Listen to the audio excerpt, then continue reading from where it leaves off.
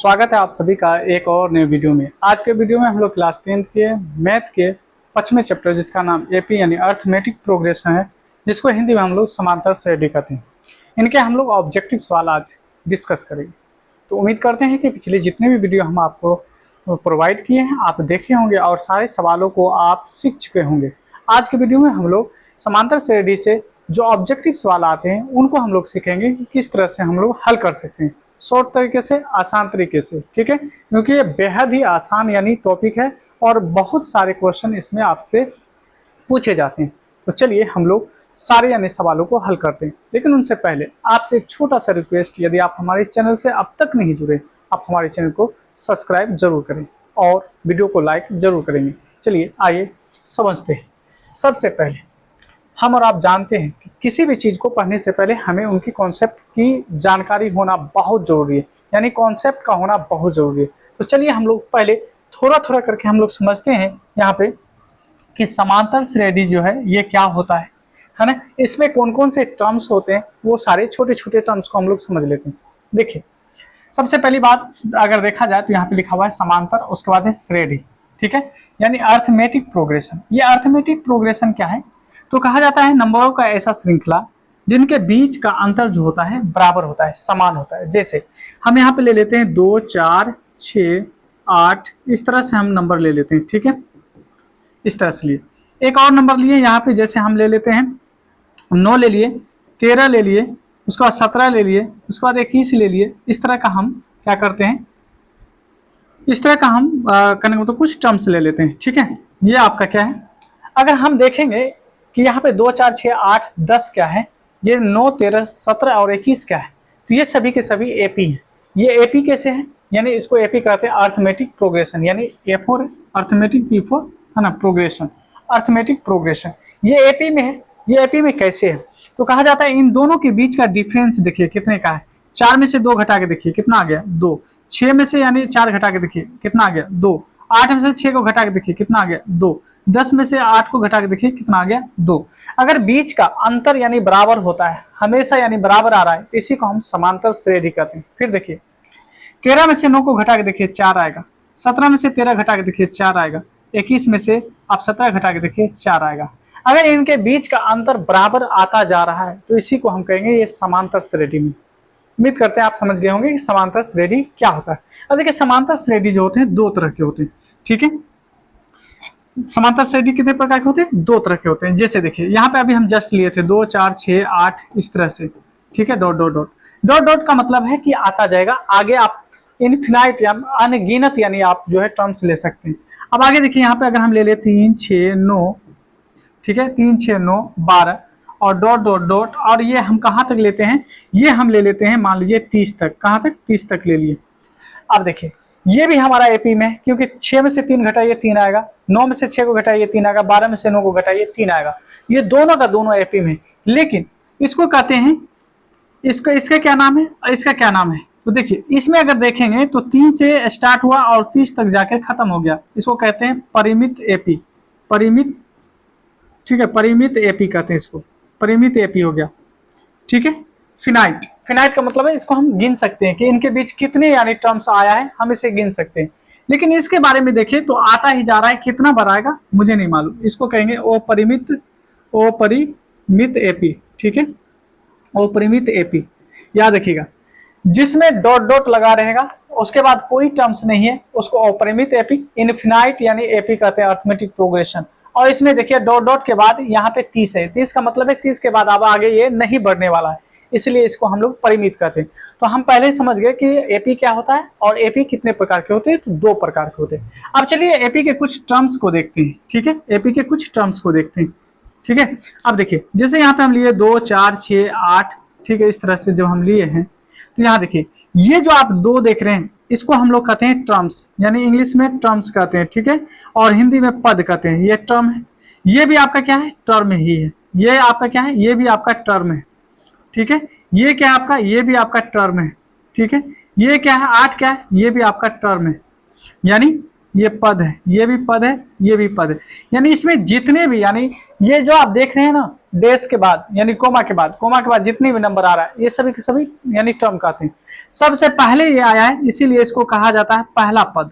क्या कहा जाता है? पहला पद कहा जाता है, फर्स्ट टर्म इसको कहते हैं इंग्लिश में। ये आपका दूसरा टर्म है क्योंकि है ना दूसरे जगह पे है ना दूसरे नंबर पे है, इसलिए इसको दूसरे है ना दूसरा पद कहते हैं। क्या कहते हैं इसको? दूसरा पद कहते हैं। ये तीसरे नंबर पे है तो इसको तीसरा पद कहेंगे, तीसरा पद कहेंगे, ठीक है। और ये 4 नंबर पे है तो इसको हम लोग चौथा पद कहेंगे। क्या कहेंगे? चौथा पद कहेंगे। उम्मीद करते हैं कि आप इस बात को समझ रहे हैं। और डॉट डॉट डॉट है यानी आता रहेगा, ठीक है। तो first, second, third and fourth terms, हम टर्म्स भी समझ गए। अब देखिए ये जितने भी है ये टर्म्स हैं। ये क्या है? आपके टर्म्स हैं। पहला टर्म्स, दूसरा, तीसरा और चौथा, ठीक है। तो हम लोग समझ गए कि समांतर श्रेणी क्या है। समांतर श्रेणी कितने प्रकार के होते हैं, उनमें पद कौन कौन से होते हैं। तो पद इस तरह से आते रहेंगे, ठीक है। अगर मान लीजिए ये एन तक आता, ये एन तक आता, इसी को कहते हैं एनवां पद। क्या कहते हैं इसको? एनवां पद कहते हैं। इसको कहते हैं एनवां पद, ठीक है। इसको एनवां पद कहते हैं क्योंकि ये चौथा तक है तो चौथा पद, एन तक आता तो एनवां पद हो जाता है। चलिए आगे बढ़ते हैं, इसके कुछ और यानी टर्म्स को समझते हैं, ठीक है। अब देखिए यहाँ पे जो हम लिए बस उसी पे हम लोग गौर करेंगे। 2, 4 और 6, 8 हम इस तरह से लिए, ठीक है। अब ध्यान दीजिए, अगर हम 4, देखिए ये क्या है? 4 है, 4 में से 2 को घटा दीजिए, यानी हम कहेंगे दूसरे पद में से, ये देखिए दूसरा पद है क्योंकि ये फर्स्ट टर्म है, ये दूसरा टर्म है, तो दूसरे टर्म्स में से, दूसरे पद में से, है ना, दूसरे पद में से हम क्या करते हैं? दूसरे पद में से घटा लेते हैं किसको? पहले पद को। देखिए ये पहले पद है, पहला पद है, पहला पद। अगर दूसरे पद में से पहले पद को घटा लेते हैं, यही कहलाता है सार्वआंतर। क्या कहलाता है? सार्वआंतर कहलाता है, सार्वआंतर कहलाता है, ठीक है। यानी दूसरे पद में से पहले पद को घटा लेना ही सार्वआंतर कहलाता है। यानी 4 में से आप यानी 2 घटा लेंगे तो आपको जो आएगा वो सार्वआंतर कहलाएगा। 6 में से आप 4 को घटा लीजिए, जो अंतर आएगा उसी को सार्वआंतर कहते हैं, है ना। 8 में से 6 को घटा लीजिए, जो अंतर आएगा उसी को हम लोग सार्वआंतर कहते हैं। अब देखिए यहाँ पे समझाते हैं, थोड़ी सी और चीज को समझिए। कहा जाता है ये आपका पहला पद है, दूसरा पद है, तीसरा पद है ना। पहला, दूसरा, तीसरा, चौथा। देखिए पहले पद को ए से डिनोट किया जाता है, ए से, या इसको A1 भी कह सकते हैं। अगर A1 भी लगा हुआ है तो कोई दिक्कत की बात नहीं। ये हो गया पहला पद ए। दूसरे पद को A2 से दिखाया जाता है, तीसरे पद को A3 से दिखाया जाता है और चौथे पद को A4 से दिखाया जाता है। तो अभी जस्ट बताए थे सार्वआंतर। सार्वआंतर जो होता है, ठीक है, सार्वआंतर के बारे में बात करें हम लोग तो सार्वआंतर, इसको कॉमन डिफरेंस कहते हैं। क्या कहते हैं? इसको कहते हैं कॉमन डिफरेंस। इंग्लिश में कहा जाता है इसको कॉमन डिफरेंस कहा जाता है, ठीक है।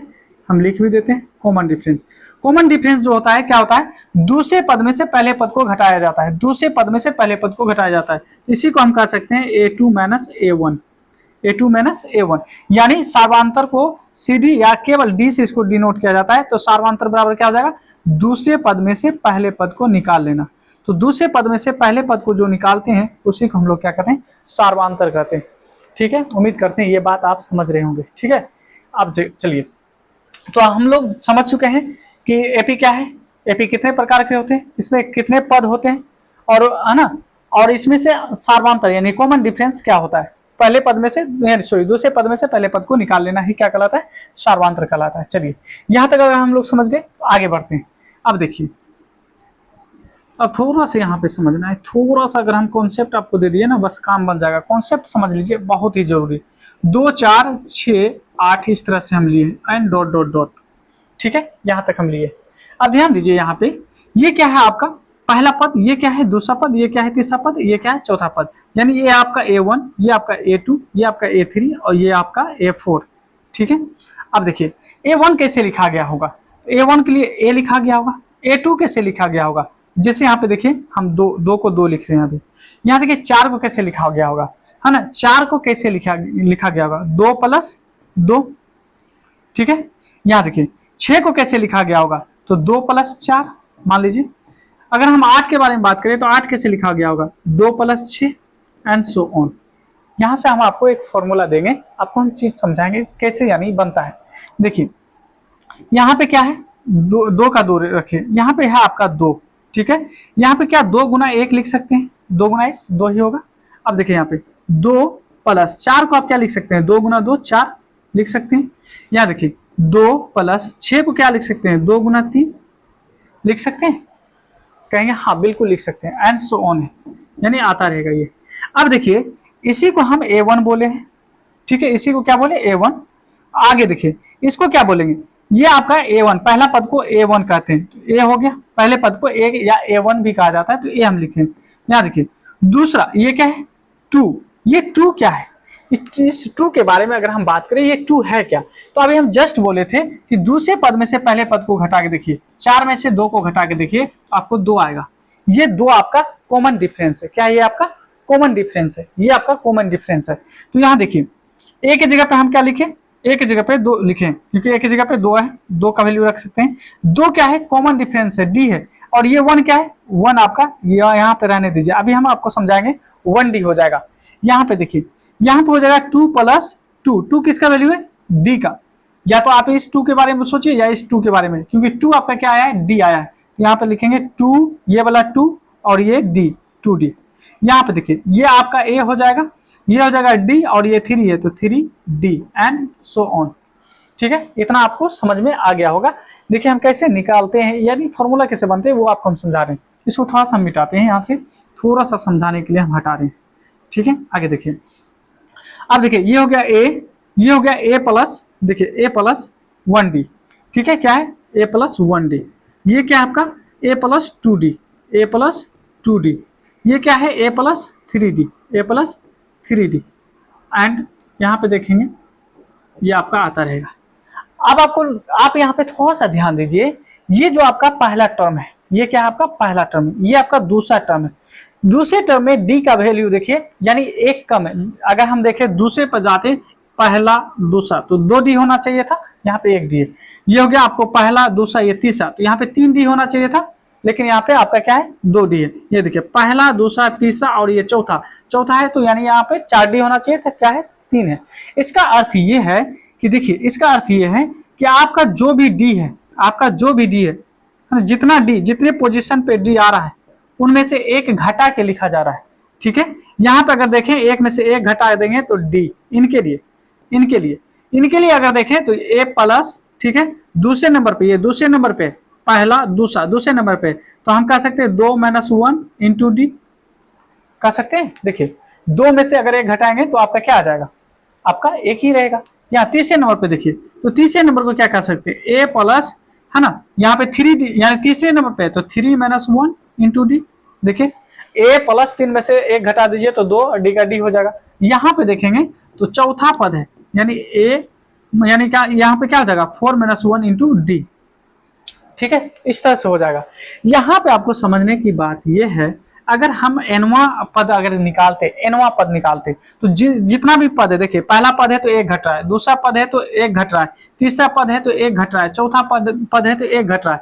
अगर nवां पद होता तो क्या हम यहाँ पे है ना A + n - 1 नहीं करते, क्योंकि सभी में से एक घट रहा है ना। अगर हम nवां पद पे जाते तो n - 1 और D का D रहता। तो nवां पद का जो फॉर्मूला होता है वो होता है A + n - 1 × D, यानी इसी को अब हम साफ सुथरे में लिख देते हैं। आपको बस इतना याद रखना है कि आपसे जब पूछे nवां पद, क्या कहे nवां पद कहे आपसे कि nवां पद क्या होगा, तो nवां पद का फॉर्मूला होता है A + n - 1 × D। ये आपको याद रखना है, बस इतना फॉर्मूला आप याद रख लिए, आपका काम बन जाएगा। A + n - 1 × D। अगर आपसे कहता है कि चौथा पद क्या होगा, मान लीजिए अगर कहेगा चौथा पद क्या होता है, तो हम सिंपल से जानेंगे A+ जितना पद है उसमें से एक घटा दीजिए, है ना। तो चौथा बोल रहा है, जैसे यहाँ पे n का वैल्यू 4 है तो 4 में से एक घटा दीजिएगा तो D हो जाएगा, यानी कहने का मतलब A+ 4 में से एक घटा तो 3 और D का D। तो आप डायरेक्ट भी कर सकते हैं A + 3D, A + 3D, क्योंकि एक घट के आता है। ठीक है, आप उम्मीद करते हैं कि आप सारी बात को समझ चुके होंगे। अब आते हैं हम लोग सवाल पे, और सवालों को हम लोग अब आसानी से हल करते हैं। चलिए आइए सवाल देखते हैं। सवाल यहाँ पे शायद आपको दिख रहा होगा, चलिए हाँ दिख रहा है। पहला सवाल देखिए, सवाल क्या करा, यहाँ पे कहा जा रहा है कि निम्नलिखित में कौन समांतर श्रेणी नहीं है। कौन सा समांतर श्रेणी नहीं है ये पूछा जा रहा है, कौन सा समांतर श्रेणी नहीं है। थोड़ा सा और बड़ा कर देते हैं ताकि आपको दिखे, कौन समांतर श्रेणी नहीं है, इनके बारे में पूछा जा रहा है। तो आइए हम लोग पहले समांतर श्रेणी के बारे में समझने की प्रयास करते हैं कि कौन समांतर श्रेणी नहीं है। तो समांतर श्रेणी के लिए आपको बताए थे, अभी जस्ट बताए थे कि 2, 4, 6, 8 इस तरह से लेकर आपको बताए थे कि दोनों के बीच का अंतर निकालना है। 4 में से 2 घटाएंगे तो 2 आएगा, 6 में से 2 घटाएंगे, 6 में से 4 घटाएंगे तो 2 आएगा, 8 में से 6 घटाएंगे 2 आएगा। तो ये समांतर श्रेणी में है, यानी ये एपी में है। ऐसे करके हम यहाँ पे देखेंगे। देखिए 42 में से 21 को घटा के देखिए तो 21 ही आएगा। फिर देखिए 63 में से 42 को घटा के देखिए, 3 में से 2 घटा तो 1, 6 में से 4 घटा तो 2। ठीक है, देखिए फिर देखिए 84 में से 63 को घटा के देखिए, 4 में से 3 घटाएंगे तो 1, 8 में से 6 घटाएंगे तो 2, यानी 21 21 आ रहा है। ये एपी में है, ये एपी में है, ये एपी में है। ठीक है, यहाँ पे पूछा जा रहा है कौन नहीं है। अब देखिए 9 में से अगर हम 11 घटा के देखते हैं तो -2 आएगा, 7 में से 9 को घटा के देखिए -2 आएगा, 5 में से 2 को यानी 7 को घटा के देखिए तो -2 आएगा। तो इसमें भी देखिए अंतर -2 का है, तो ये भी आपका एपी है, ये भी आपका एपी है। इसमें देखिए 7 में से 5 घटा के देखिए 2 आएगा, 9 में से है ना, 9 में से 7 को घटा के देखिए 2 आएगा, 11 में से 9 को घटा के देखिए 2 आएगा, यानी 2 का डिफरेंस है, तो ये भी आपका एपी है। इसका मतलब अब जो रह गया ये हमारा एपी नहीं होगा, ये हमारा एपी नहीं होगा, डायरेक्ट ये आपका आंसर हो चुका है। लेकिन चलिए हम इसको समझते हैं कि क्यों नहीं आंसर है। तो देखिए जैसे हम 0.33 में से 3 को घटा के देखते हैं, यानी 0.33 में से इस 0.3 को घटा के देखते हैं, तो घटाइए, हो जाएगा 3, ये हो जाएगा 0, ये हो जाएगा पॉइंट, यहाँ पे आ गया 0.03।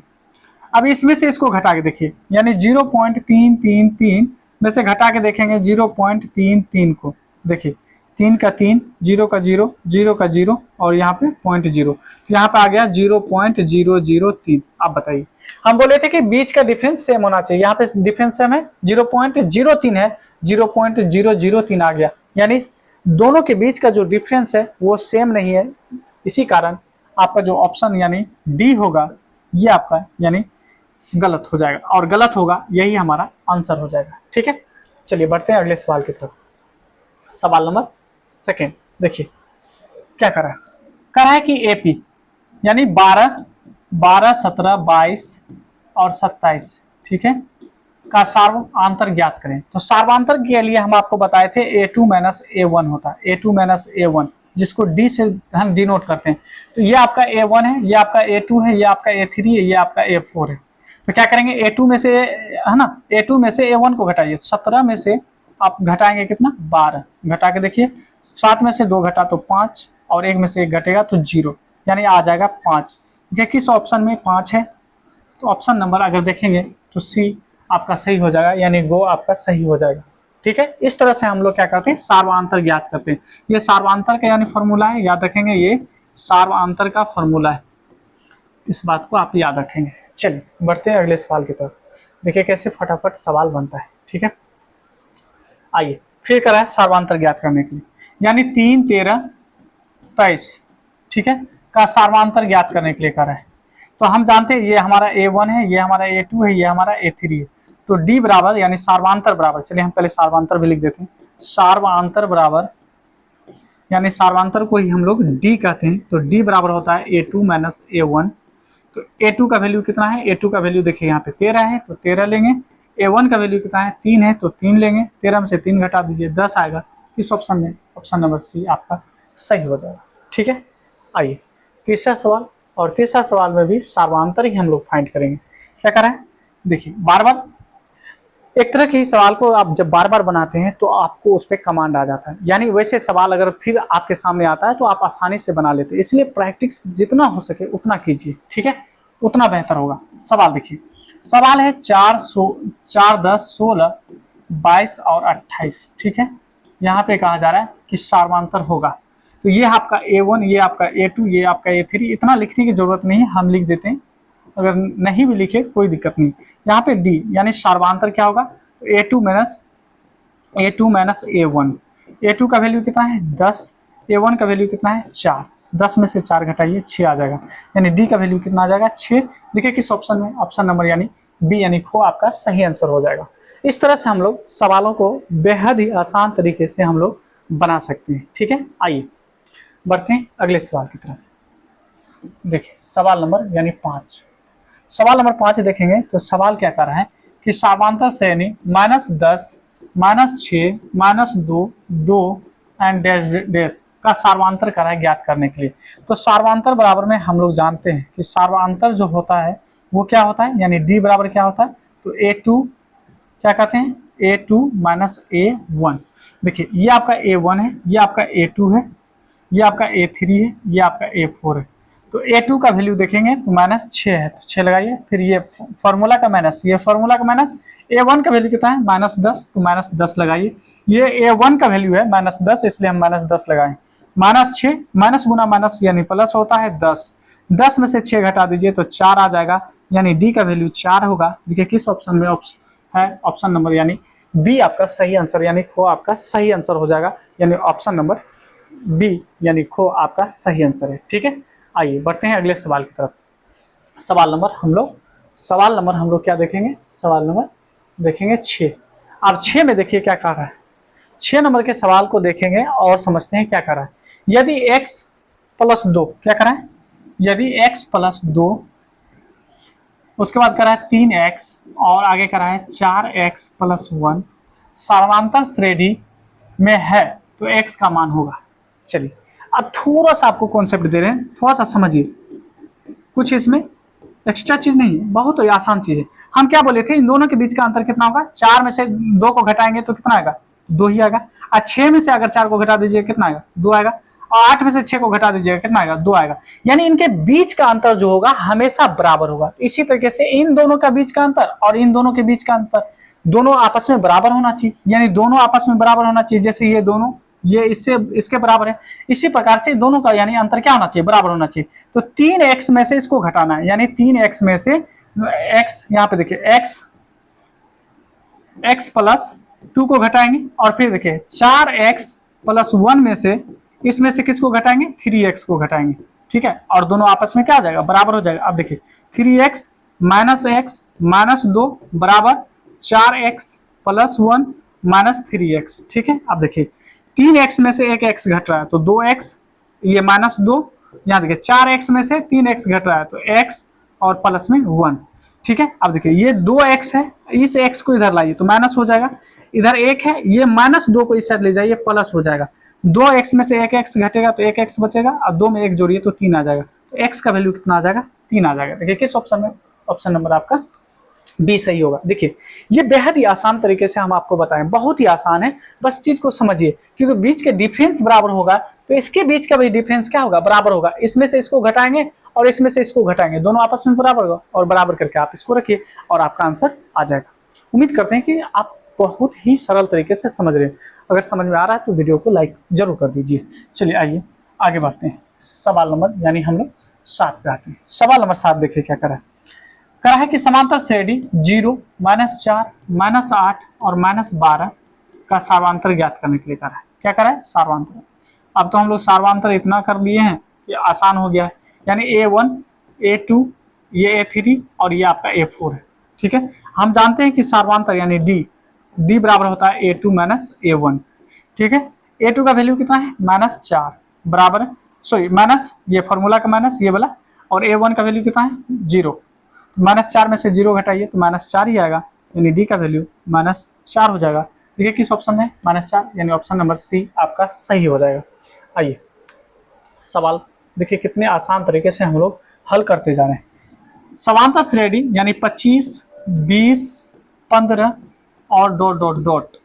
का कौन सा प्रथम पद ऋणात्मक पद है, कौन सा प्रथम पद ऋणात्मक होगा। अब देखिए कौन सा पद बोल रहा है, कौन सा पद, याद रखिएगा कौन सा पद करा है, यहाँ पे करा है कौन सा पद, कौन सा पद, यानी हम कितने कदम चलेंगे, कितने कदम चले ताकि माइनस आ जाएगा, कितने कदम चलेंगे माइनस आ जाएगा। तो ऐसे सवालों को बनाने के लिए हम 2 तरीका बताएंगे, ये बहुत ही आसान भी है।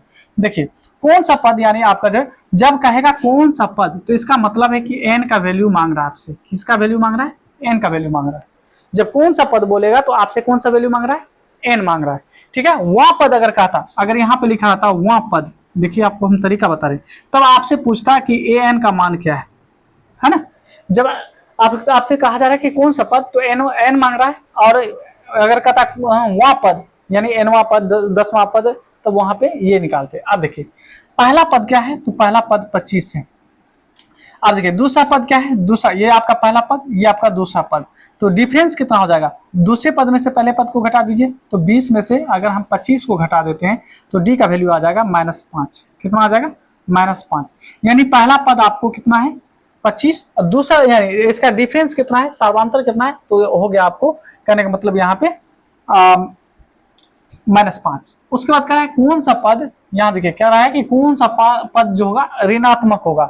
यहाँ पे हम कह सकते हैं क्या चीज, कौन सा पद जो है ऋणात्मक होगा, कौन सा पद।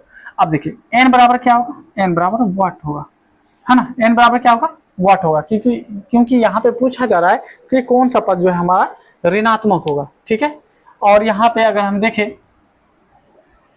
यहाँ पे अगर हम लोग देखें और आगे कुछ दिया हुआ है देख लीजिए, अगर कुछ नहीं दिया है तो फिर आगे बढ़ते। आइए यहाँ पे देखिए क्या दिया हुआ है, एक चीज यहाँ पे और है कि कौन सा प्रथम पद, यानी यहाँ पे कर रहा है कौन सा पद प्रथम ऋणात्मक पद है, यानी प्रथम ऋणात्मक पद के बारे में बोला है। चलिए इसी में आपको थोड़ा सा बताते हैं, इसी में समझ लीजिए, है ना, आसानी से बन जाएगा। अब देखिए यहाँ से देखिए इतना तो आपको दिया हुआ है। अब इसके आगे अगर हम बढ़ते, देखिए 5 घट रहा है, 25 में से यानी 5 घटिया 20, 20 में से 5 घटिया है ना, 20 में से 5 घटिया 15, 15 में से अगर हम 5 घटाते हैं, यहाँ पे लिखते हैं, तो यहाँ पे लिखा जाएगा 10, 10 में से 5 घटाइए तो 5, 5 में से 5 घटाइए तो 0, और 0 में से जैसे 5 घटाएंगे तो -5। ठीक है, तो ये कौन सा पद आपका जो है ऋणात्मक, पहला पद जो है ऋणात्मक आ गया। तो देखिए यहां से काउंट कीजिए, 1 2 3 4 5 6 और 7, सतवां पद जो होगा आपका ऋणात्मक हो जाएगा। क्या हो जाएगा, सतवां पद ऋणात्मक हो जाएगा। चलिए एक बार फिर से समझिए, सवाल आपके सामने है, सवाल आपके सामने है। देखिए सवाल क्या है, 25 है, 20 है, 15 है, इतना आपको दिया गया है। अब देखिए 5 घटता जा रहा है। अब यहां से हम आगे लिख रहे हैं, यहां से आगे लिख रहे हैं। ठीक है, 15 में से 5 घटा दीजिए 10 हो जाएगा, 10 में से 5 घटा दीजिए 5 हो जाएगा, 5 में से 5 घटा दीजिए 0 होगा, और 0 में से 5 घटा दीजिए तो -5 होगा, और जो कि माइनस में आएगा। और यहाँ पे पूछा जा रहा है कि प्रथम ऋणात्मक, तो देखिए कितना पद हुआ, A1 A2 A3 A4 A5 A6 और A7, यानी सतवां पद जो होगा हम लोग का क्या होगा, ऋणात्मक होगा। सतवां पद हम लोग का ऋणात्मक होगा, सतवां पद हम लोग का क्या हो जाएगा, ऋणात्मक होगा। तो ये यहाँ से हम कह सकते हैं कि सतवां पद जो है हम लोग का क्या है, ऋणात्मक है। ऑप्शन नंबर यानी बी सही हो जाएगा। आइए सवाल नंबर यानी 9 को देखते हैं। सवाल नंबर 9 में अगर हम देखें तो कहता है कि जब एपी के प्रथम पद, है ना, क्या है, एपी के प्रथम पद कितने हैं, कितना दिया हुआ है। चलिए आइए इस पे बात कर लेते हैं। करा यहाँ पे एपी का जो प्रथम पद है यानी ए वन जो है, या A1 या ए दोनों एक ही बात है, 2 है, तथा सार्वांतर यानी जिसको डी कहते हैं वो आपको 3 है। तो एपी के 3 पद होंगे। तो 3 पद कौन कौन से होंगे, तो हम लोग जानते हैं एपी कैसे लिखा जाता है, ए प्लस डी, ए प्लस 2D, ए प्लस 3D। ठीक है, ये आपको एपी लिखने का तरीका है। और ए प्लस यहाँ डॉट डॉट डॉट अगर हम करते चले जाए एन तक जाए तो इसी को कह सकते हैं A plus N minus 1 into D, जो कि हम आपको शुरुआत में बताएं। इसमें से कह रहा है कि प्रथम 3 पद निकालने के लिए, यानी 3 पद निकालने के लिए, तो पहला पद ए हो जाएगा, दूसरा पद ए प्लस डी होगा, और तीसरा पद ए प्लस 2D होगा। 3 ही पद का रहा है तो हम 3 ही लेंगे। ए का वैल्यू कितना, 2। उसके बाद देखिए दूसरा का वैल्यू क्या हो जाएगा, ए का वैल्यू हो जाएगा 2 और प्लस से डी का वैल्यू कितना है 3, ये लगा दीजिए। इसमें देखिए ए का वैल्यू कितना, ए का वैल्यू 2 प्लस 2 गुना डी का वैल्यू कितना 3, 3 लगा दीजिए। यहाँ पे 2 का 2, 2 3 5 हो जाएगा। और देखिए 3 दूना 6, 3 दूना 6, 6 में से 6 में 2 जोड़िए तो 8 हो जाएगा, 6 2 8, यानी 2 5 8। देखिए किस ऑप्शन में 2 5 8, 2 5 8, ऑप्शन नंबर बी आपका सही आंसर हो जाएगा, 2 5 8। ठीक है, 2 5 8 आपका क्या होगा, सही आंसर हो जाएगा। चलिए आइए बढ़ते हैं आगे, सवाल नंबर 10, और इस वीडियो में 10 ही रखेंगे, और इसके जस्ट नेक्स्ट वीडियो में आपको इनके आगे जो सवाल है उनको भी बनाएंगे, क्योंकि वीडियो लंबा हो जाता है। तो हम चाहेंगे कि 10 ही सवाल इसमें समझेंगे, और आगे आने वाला जो वीडियो पार्ट 2 होगा उसमें डायरेक्ट हम सवाल बताएंगे आसानी से, आपको 30-40 सवाल उसमें भी हम डिस्कस कर लेंगे। ठीक है, तब तक आप हमारे चैनल को सब्सक्राइब करके जरूर रखें। चलिए आइए, कहता है समांतर श्रेणी यानी एपी, यानी करा है यहाँ पे 54 51, ठीक है, उसके बाद 48 है, उसके बाद देखिए 45 है, उसके बाद का है ना, क्या करा है, डॉट डॉट डॉट का यहाँ पे करा है 10वां पद है। तो 10वां पद कितना होगा ये पूछा जा रहा है। तो देखिए यहाँ से अगर हम पहला पद देखें तो पहला पद आपको कितना दिया है 54। अगर इसके बीच का अगर डिफरेंस देखें कितना होगा, तो हम जानते हैं दूसरे में से पहले को घटा दीजिए, तो दूसरा 51, पहला है 54, घटा देंगे तो -3 आएगा, यानी डी का वैल्यू कितना आ जाएगा, -3 आएगा। 10वां पद का रहा है कितना होगा, यानी A10 क्या होगा ये पूछा जा रहा है। 10वां पद को हम कैसे लिखेंगे, तो 10वें पद को तो हम ऐसे लिखेंगे ना, A+90, क्या बताए थे, जितना यानी आपका यानी पद होगा उसमें से एक डी को घटा के लिखा जाता है, तो A+90। देखिए ए का वैल्यू कितना, ए का वैल्यू यहाँ पे हम सामने में आप जस्ट निकालें 54, ठीक है, 9 इंटू डी, डी का वैल्यू कितना है, डी का वैल्यू अभी आया -3, तो -3 रखेंगे, ठीक है। अब देखिए आगे क्या हो जाएगा, 54 का 54 प्लस गुना माइनस, माइनस और 9 तिया 27, 54 में से 27 हटा दीजिए तो बच जाएगा आपको 27, 27 गुना 54 होता है। तो देखिए किस ऑप्शन में 27 है, ऑप्शन नंबर ए आपका सही आंसर हो जाएगा।